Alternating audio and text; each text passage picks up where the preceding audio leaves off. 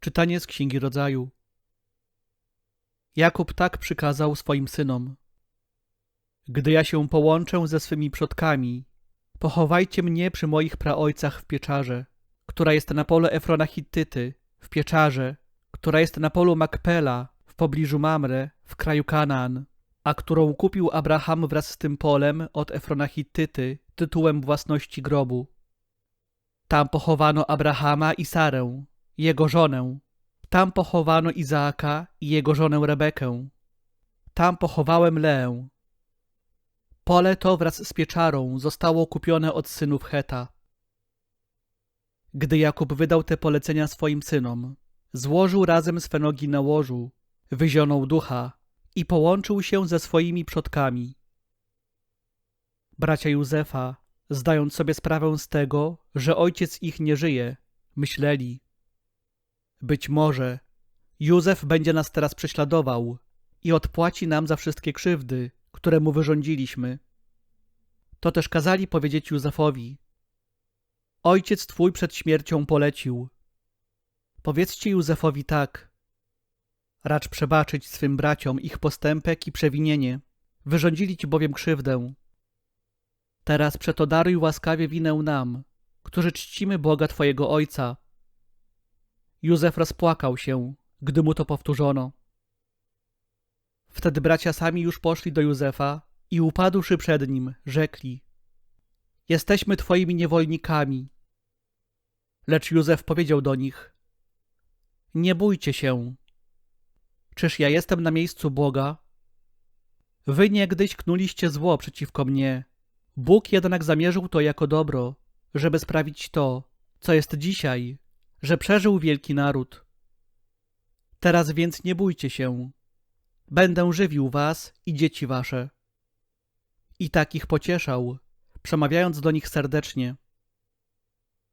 Józef mieszkał w Egipcie wraz z rodziną swego ojca.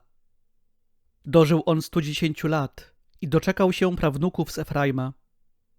Również dzieci Makira, syna Manassesa, urodziły się na kolanach Józefa. Wreszcie Józef rzekł do swych braci: gdy ja umrę, Bóg okaże wam swą łaskę i wyprowadzi was z tej ziemi do kraju, który poprzysiągł dać Abrahamowi, Izaakowi i Jakubowi.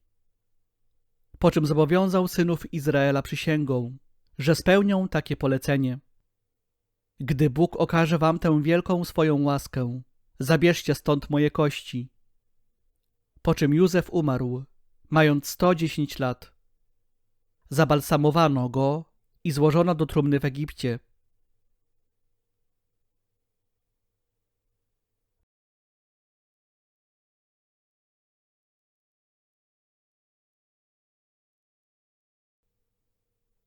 Słowa Ewangelii według świętego Mateusza. Jezus powiedział do swoich apostołów: uczeń nie przewyższa nauczyciela, ani sługa swego Pana. Wystarczy, jeśli uczeń będzie jak jego nauczyciel, a sługa jak jego Pan. Jeśli Pana domu przezwali Belzebubem, to o ileż bardziej nazwą tak jego domowników. Nie bójcie się więc ich.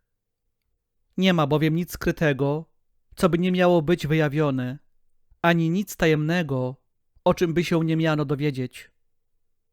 Co mówię wam w ciemności, powtarzajcie w świetle, a co słyszycie na ucho, rozgłaszajcie na dachach.